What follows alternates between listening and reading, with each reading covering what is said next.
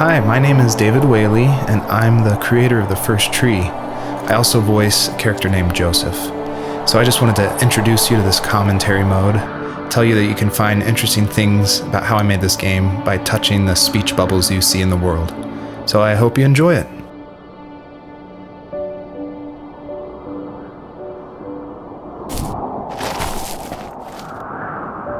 Are you awake? I thought I heard you get up. Yeah, I'm awake. Sorry, I just can't sleep. Are you thinking about him? Yeah, a bit. Usually get back to sleep, my love. I'm fine. No, it's okay. What else is on your mind? I don't know. It seems weird, but I had one of the most vivid dreams of my life. I saw a fox on a snowy mountain, just looking confused and worried. Those eyes. I can't get those eyes out of my head. She was running in the windy snow, looking for something. Do you think it has to do with you and what's been going on? I don't know. It was just a dream, Rachel. They're not meant to make sense. A lot's happened the past couple days, that's all. Well, if you're not going to sleep anyway, you should tell me. I want to hear. All right.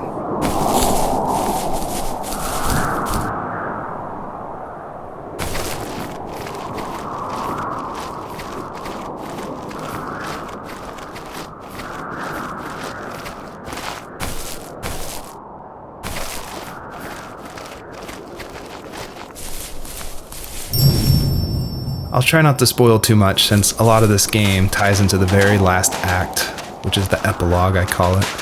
But you'll notice there's lots of items around, and that's kind of what The First Tree is about, is like exploring this land and trying to figure out why they're there, what they were used for, and it's kind of explained that this is a dream for Joseph, but it's something different, and it's not supposed to be like your average dream. It's supposed to be something a little deeper.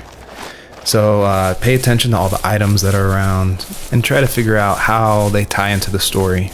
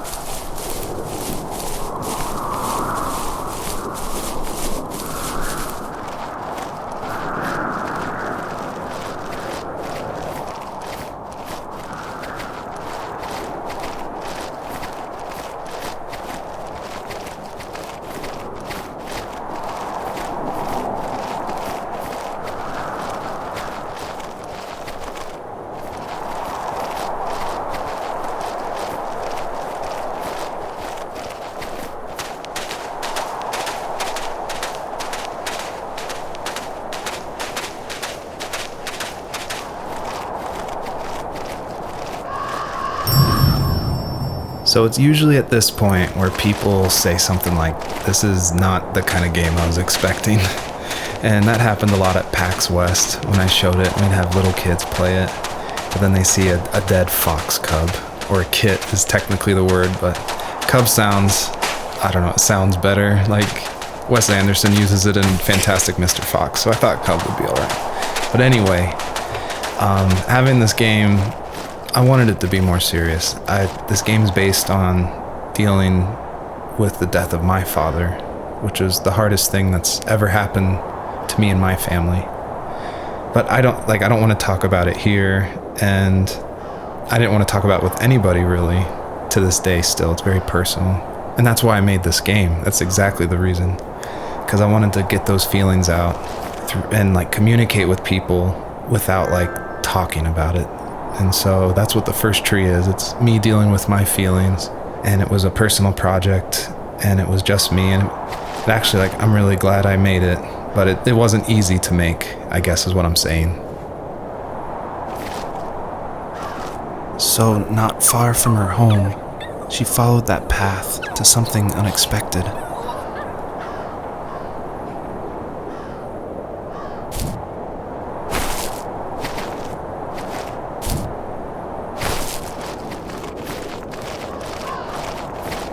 She couldn't stay, though.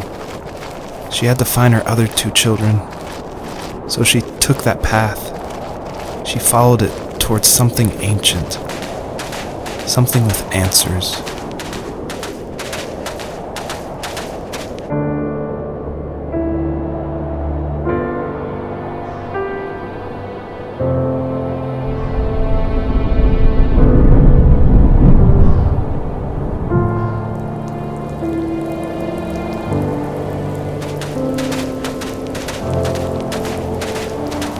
Fox looked high and low, searching for any sign of her cubs. Points of light showed the way to this ancient tree. It was as if each one had a story to tell, all their own. The land was trying to tell my story, too. I felt like I was right behind her the whole time.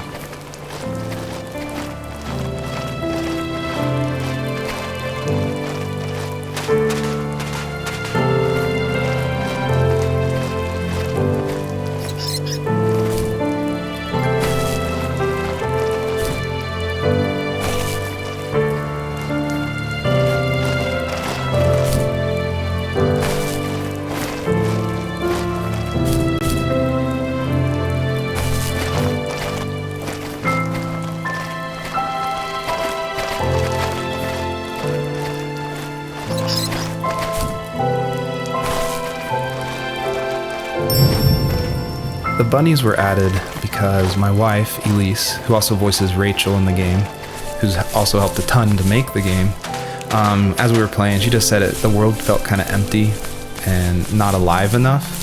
So I knew we needed to add some kind of life, and so the bunnies was like the first idea that came to mind.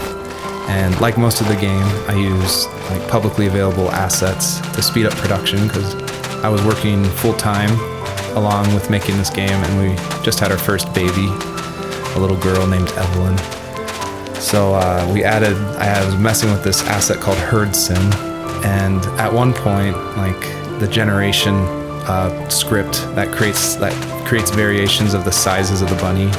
One time I got out of control and it made like this monster bunny that towered over everybody.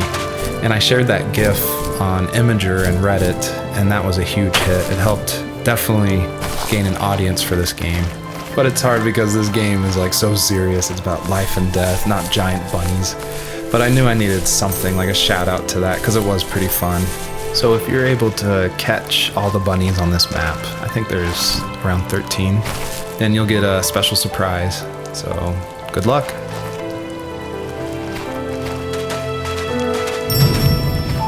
I feel like one of the best ways to make an exploration game feel worth it, or to reward the player, is to have as many secrets as possible. Like some of my favorite games like Dear Esther and Gone Home and Firewatch. I love those story-driven games. And they're kind of like these mystery boxes where if you put in a lot of effort, if you look closely, the world reveals itself to you better. So there are like secrets in the first tree. See if you can find one of these hidden items by digging around in these unmarked spots around this area.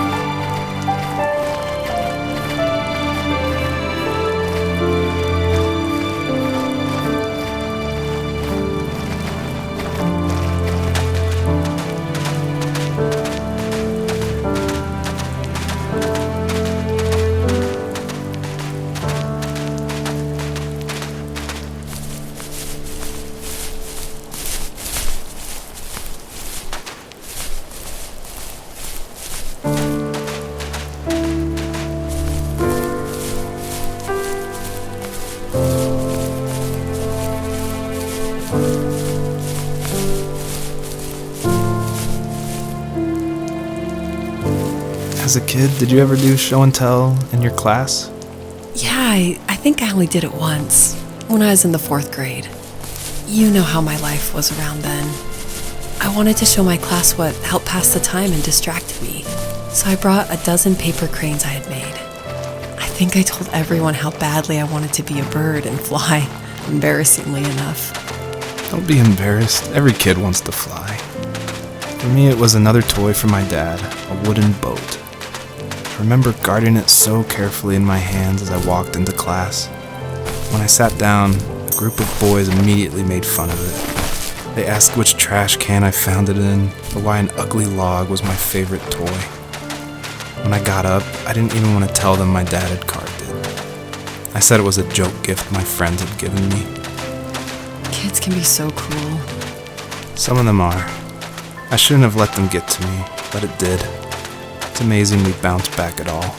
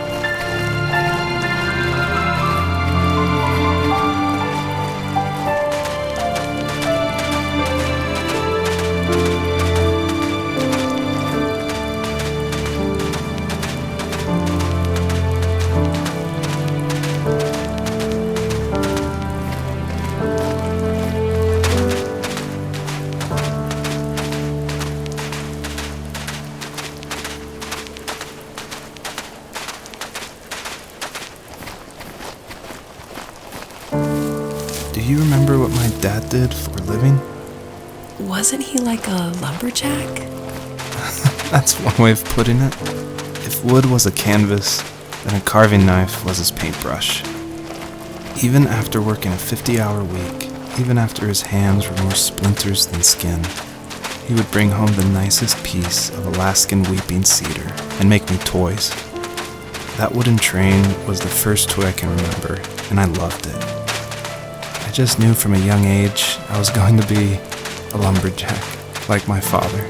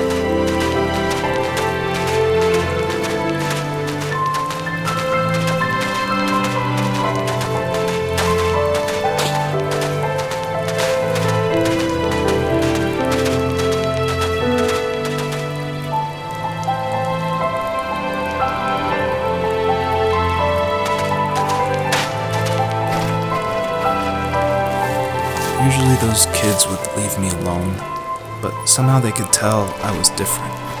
They made fun of how far away I lived. They called my dad a sourdough. I was a blabbermouth as a kid, telling my dad stories I made up for hours. But after that show and tell, I didn't tell him much anymore. He didn't know exactly what was wrong, but his best guess was that the toys he carved weren't cool enough. He carved me a tank and tried to tell me what it was like to be in a real tank as a serviceman. I didn't know your dad was in the military. Yeah, in the army. The sad thing is that I'd pretty much forgotten until just now. There's so much I still don't know about him. I'm sorry. He knows how much you love him. You're going to see him again soon and have some closure, I'm sure. A lot of people have gotten confused why Joseph's father is called a sourdough, and it's not stated outright at the beginning of the game, but Joseph and his dad, they grew up in Alaska. And I don't have a real connection to Alaska except through friends who lived there, and it was also the place that me and my dad were going to go right before he passed away. But I love the idea of Alaska being like this beautiful solitary place. But anyway, what that has to do with sourdough is it's an Alaskan slang term about like someone who lives in the backwoods, like a redneck in Alaska. So I thought that was just to put some authenticity into the game, I added that word.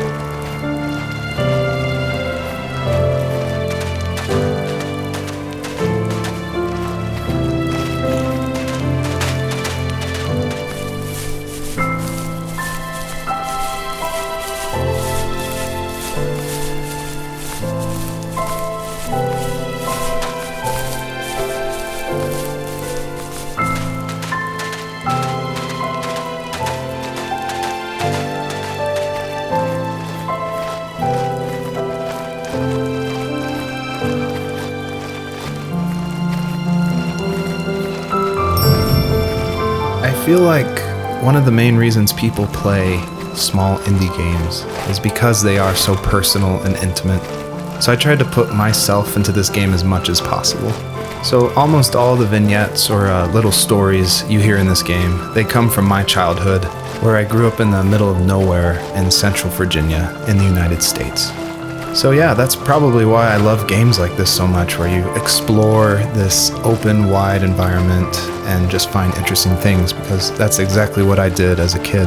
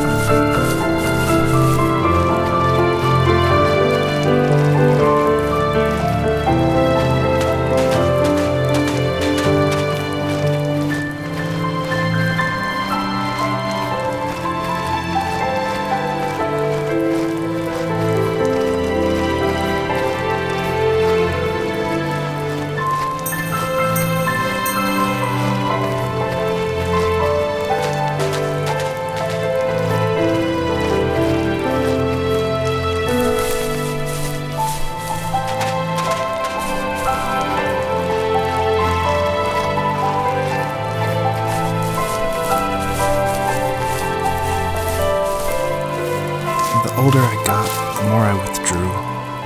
I asked myself, why talk to anybody anyway? Why bother when I'm happy by myself? I started drawing a lot, mostly animals I saw in the woods by my home. I then imagined designing my own hideouts with things like TVs and pantries full of chips and cookies. I think that idea of leaving home and drawing blueprints started my career. I found a lot of solace in that. I'm not surprised, but I did the same thing, you know? There's something special about having a place to call your own. And now look at us. Well, if you count renting in an overpriced city. It's as close as we can get for now.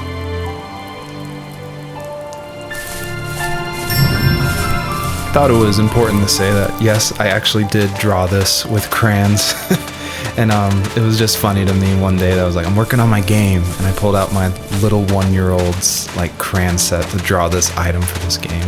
I just realized just now that I probably threw away the original. I probably should have kept it and given it away to somebody, but oh well.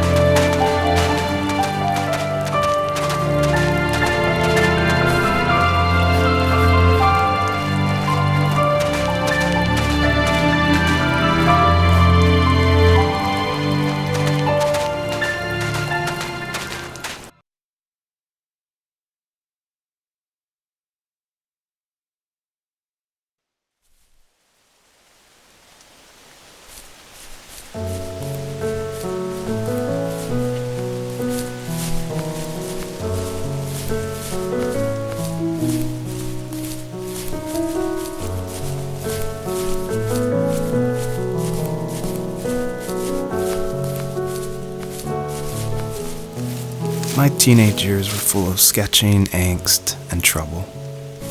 I wasn't popular or unpopular. Maybe just forgettable. I guess that gave me a sense of freedom. So I hung out with crazy kids, doing crazy things, even though I mostly just watched the chaos ensue. We did it all. Put fireworks in mailboxes, hide roadkill in people's garages, break windows of the barber shop in Anchorage. My dad was furious, but he was so busy working he couldn't do much to stop me from going out. I think being an adult means there's no one to stop you making hard decisions. He had to make a living, and he couldn't be in two places at once. Yeah, I realize that now. But at the time, I was sure he was more interested in growing his business than what was going on with me.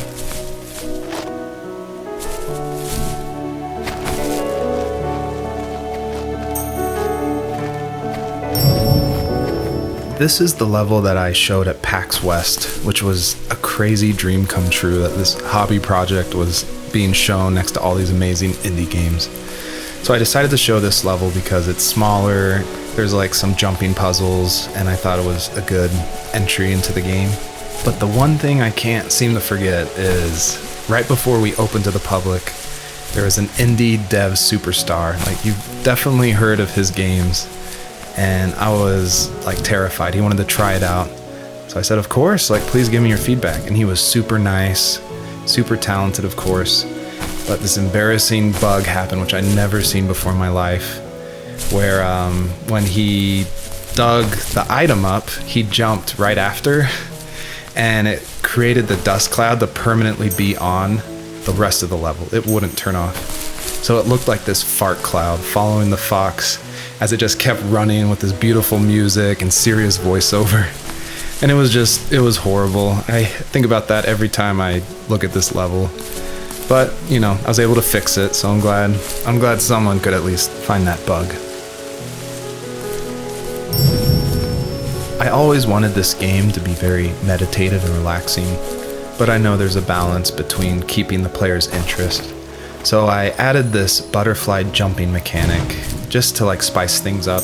I used a plugin called Playmaker for Unity, which in a visual editor lets you do interactive things, which is perfect for me because I do come from a film and design background. But on the flip side, I really wish I was good at code, because this the jumping mechanic in the whole game actually has frustrated a lot of players. But hopefully I've been able to fine tune it, so it should feel a lot better now. I would just hate that this meditative game would get frustrating, so I've lowered the gravity, I've made the jumps more consistent, so hopefully people can just focus on the world and the story. He was working another late night, and my friends were over, saying how bored they were and how they had come all the way out to my house for nothing.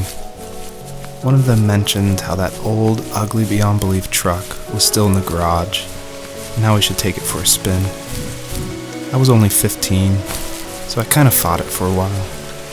The next thing I knew, we were careening around the mountain path, rocks spitting onto the sides of the cliff, while my dad's cringeworthy bluegrass blared out the speakers.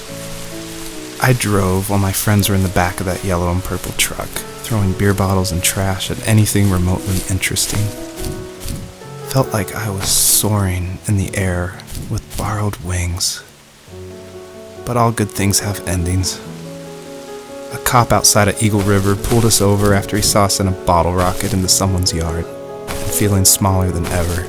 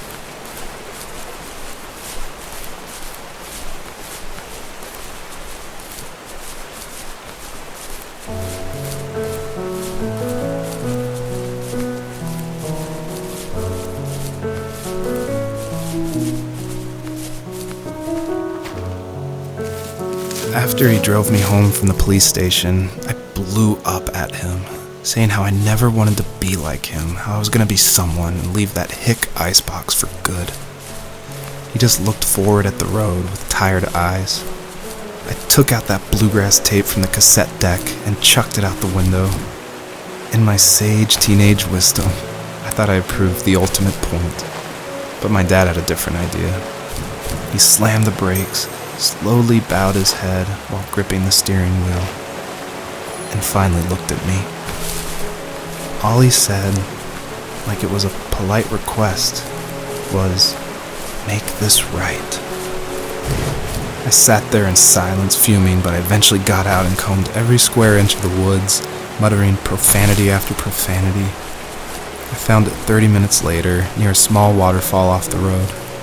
I went back to the truck, put the wet tape back in, and sure enough it worked. We didn't speak another word to each other the rest of the night. Wow, I knew you were a crazy teenager, but... It's hard to believe, isn't it? Surprises me too. It's like I didn't really know who that kid was back then. I bet my dad thought the same thing over and over. It's almost like he was saying, "Make this right," to himself, more than to me.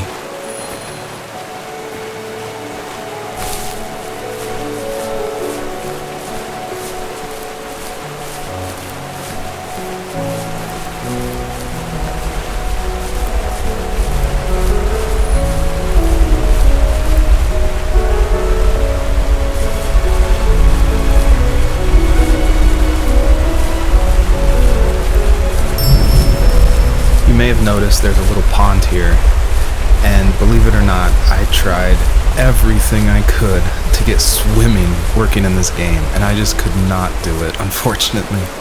And so all the water in this game you can just stand in, which is, it still like bums me out, but the systems were not working, it was buggy. So I just had to throw it out, which, you know, I think it's okay. Like, I wish it was there, but again, the focus of this game is on the story.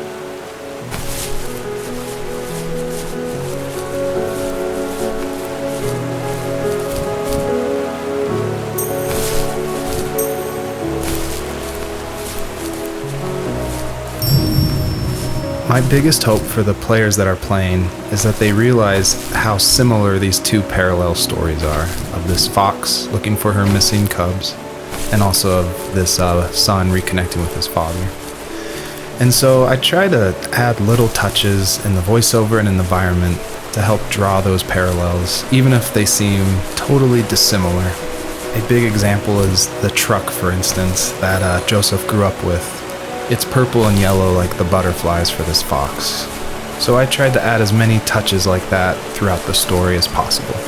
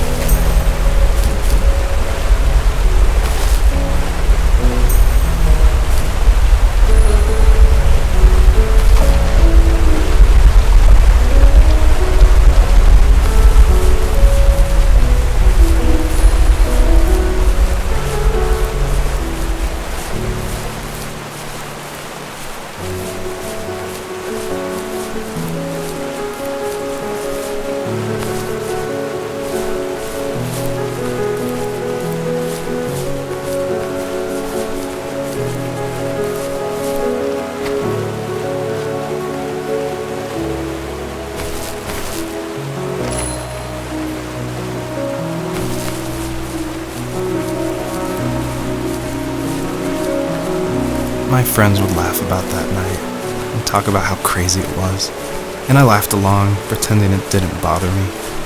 But it did. I imagined my friends growing old in the bush, unable to find that thrill in those godforsaken ice fields. It's like those mountains were a literal wall, keeping me from leaving, where all I would have to look forward to are lumber yards and evening beers. I had to climb over. That was my only goal for a long time.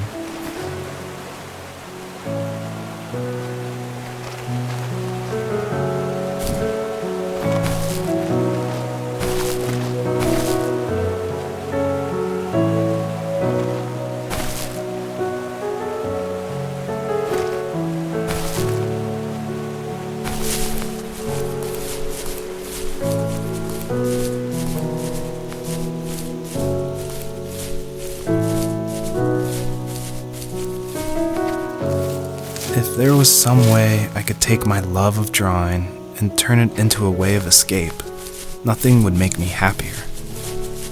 I wanted to create instead of tearing trees down. I wanted to move to the lower 48, not because I hated it there in Alaska, but I hated the idea of it. It's like all of that spite inside me had created this monster which followed me around my whole teenage years. I put so much energy into doing what others didn't expect of me. Why did I do that? There's one fact you're forgetting, though. If you didn't have that fire in you, we probably would have never met. You're absolutely right. Maybe the destination is all that matters in the end. But then why am I awake? Why am I seeing this fox go on her journey? And why can't I stop thinking about my dad?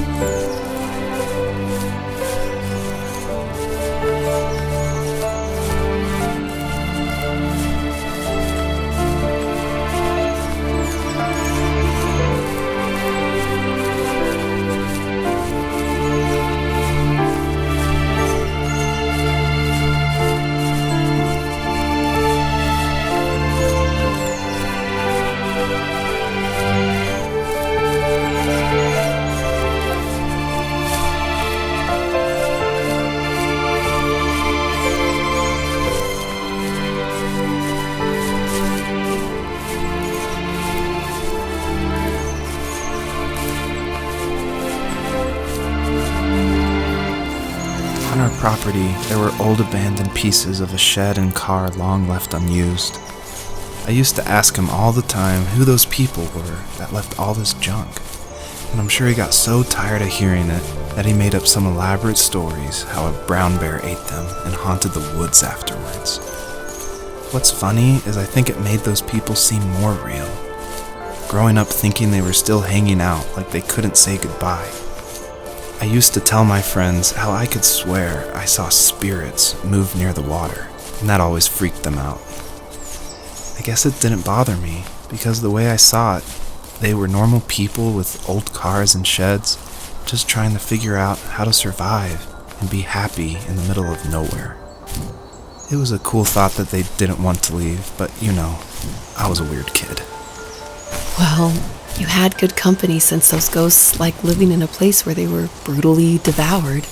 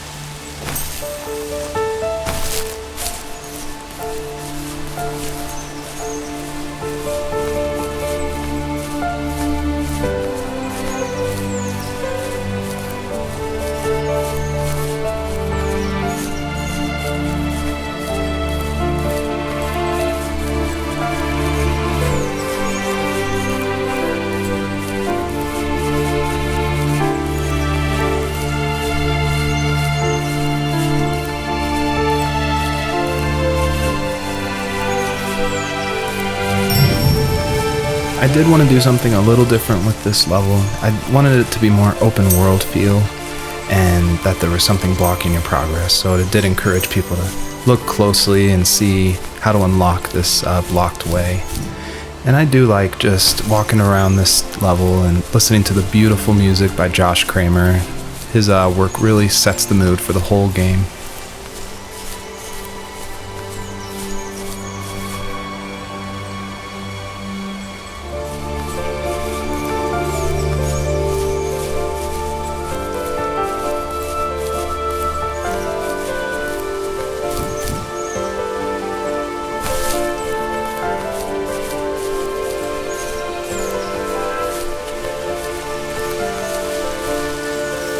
My dad built a lot of stuff in his free time.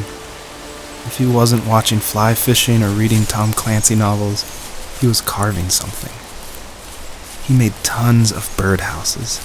Not that he was into bird watching, but I think he really missed working and adding on to the home. If he couldn't afford the time to build onto our own house, he would have to settle with watching birds move into their little homes.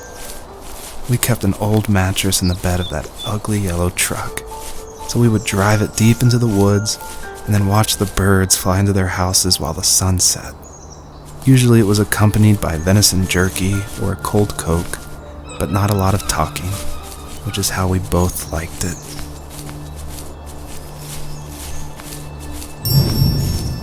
Earlier I said I just love going through video games and exploring, like looking at every nook and cranny and just trying to find little details. And I think that started because in middle school and high school, I would make mods for my favorite games, namely Jedi Knight, Jedi Outcast, and Far Cry. And I loved like this huge world of mod makers who would make these levels, and it'd be like the most random creative things, and I would just love exploring, usually multiplayer levels by myself. So even though I went to college for film, before that, like before high school, I was making video games and mods, and it was my favorite thing in the world. I made a ton of different levels. I made an abandoned space hotel with a dance floor and cafeteria. I made a haunted campground with cabins and tents. I made this whole city with like the first ever day-night cycle with running showers and stuff in the hotel and the apartment buildings. And I just loved making those mods. And I think that carries over to my game, The First Tree, and also the one before that, Home is Where One Starts, which is it's exploration. You're just looking around and appreciating the details.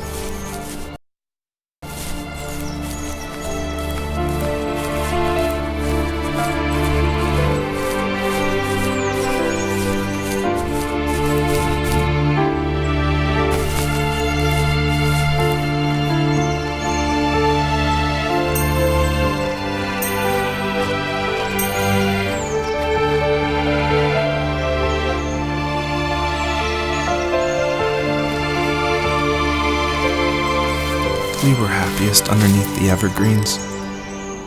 We decided it was time to finally map out the hundreds of acres we lived on just to pass the time during the summer. He was only free in the evenings, so I would spend the day wasting time on dial-up internet and sketching, and then we would rush into the woods, pen and map in hand, before evening fell. Sometimes, the aurora borealis would cast a cold green glow on the mountainside, and we would finish our route underneath a twilight sky. Sometimes I was lonely during those summer days, but there was comfort in the routine. A lot of teenagers aren't looking for the daily grind, though. There's nothing wrong with wanting to get out, to leave your childhood home. You wanted to progress, to make something of yourself. Yeah, you're right. That house. I'm sure it's the same as how I left it. But then why does it feel so different?